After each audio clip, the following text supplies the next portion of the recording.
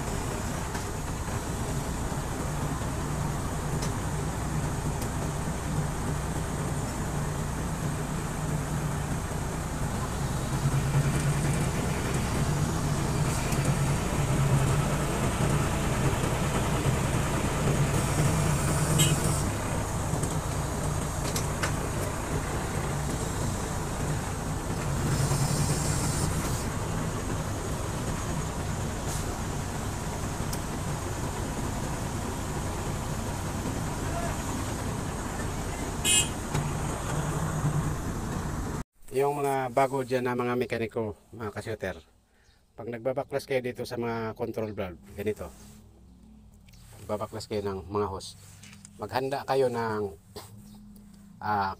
cable tie na iba-ibang kulay. Yan, iba-ibang kulay na ano. Kasi katulad doon, sa may sasable, yan, sable. Yung hawakan mo doon sa loob ng manubila, yung sable. Pag baklas mo doon ng hose, function ng hose, kasi anim yan eh, dalawang supply, return, apat.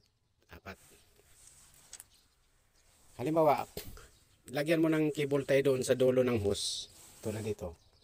Kung ang kulay ng cable tie ay green, doon, green din dito sa kabila, dito, green din. Pag pula dito, pula din doon sa kabila, para hindi kayo nalilito pag nagtatanggal kayo ng hose.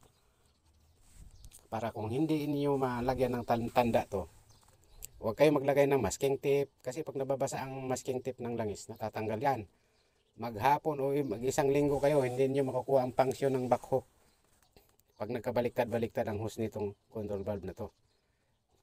Yan. Tapos maghanda kayo ng cable tie. Ang cable tie, mga 4 na klaseng kulay, yung mga maliliit at saka malaki. Yan, katulad yan. Ang hose na yan. Lagyan nyo ng cable tie, pula. Baybayin mo din ang dulo. O pula mo rin ilalagay dito para hindi magkabaliktad. Tapos kaya ngayon, hindi naman nyo hose lang pinagtandaan nyo. Maghanda din kayo ng marking sign pin na ibang kulay. Yung mga di nabubura na ano, pang marking. Kulay, anong kulay nyo nilagay? Pula ang nilagay nyo na cable tie. Lagyan din niyo ng ang tubo, yung kinakabitan. Yan. Kinakabitan ng hose, lagyan din nyo ng kulay pula. Yan. Kung sa kabila, blue din. Sa kabila, green din. Yun din sa kabila ng hose. Tulad dito. Dito nakakabit sa control valve. Pagtanggal nyo dito, lagyan din nyo ng green. Para hindi ka malilito, kasi madali ang magbaklas kaysa magkabit. Pero pag nagkabaliktad-baliktad ang hose, diyan sasakit ng ulo mo, katulad nito. Ayan, tulad dito may mga kulay Ayan orange. Siguro sa dulo nito orange din. Ngayon, nabaklas mo na yan. Alam mo na orange siya, para dito. Lagyan mo ng guhit dito. Ito siya. Kung dami kang ano dyan, pang marking, lagyan mo ng number 1. Number 2. Number 1, number 2, number 3, number 4, number 5. Para sunod-sunod. Para hindi ka nalilito. At saka ito mga kasyuter, puro spool to. Yan, puro spool ang ano yan. Pag ang nagtatanggal kayo ng spool, tanggal muna kayo dito. Hugutin yung spool nyo sa loob. Mahaba yan ang spool, mga siguro mahigit 100 dangkal, maliliit. 5 spool yan. Huwag, iyon ang ingatan nyo na hindi magkapalit-palit ang spool. Yan. Hindi magkapalit-palit. Kung magbabaklas kayo dito ng spool, lagyan yung tanda. Saka kayo uli magtatanggal ng spool dito sa kabila. Yung kaya maproseso kayo magtanggal dito sa mga hose na to.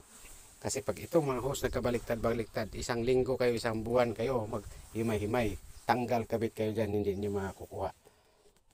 Kailangan masino kayo magmarking, masino kayo kasi hindi lahat ng trabaho ay matandaan mo. Kailangan samahan mo ng pag-iingat, pagmamarking para pagkabit, hindi ka na mahirapan. Kabit ka lang ng kabit. Tingnan mo lang yung mga number kung saan mo tinatanggal o saan. Tingnan mo, number 2. Number 2 dito. Pag tingala mo sa taas, ay number 2. Doon mo rin kabit number 2. Yan ang mga masinok na mekaniko. Shout out sa inyo mga bago pa lang kayong magpa-practice of mekaniko. Pero yung mga master dyan, ay wala na. Araw-araw na yan nilang ginagawa. So hindi naman lahat ng panahon na ikaw ay hindi malimutin.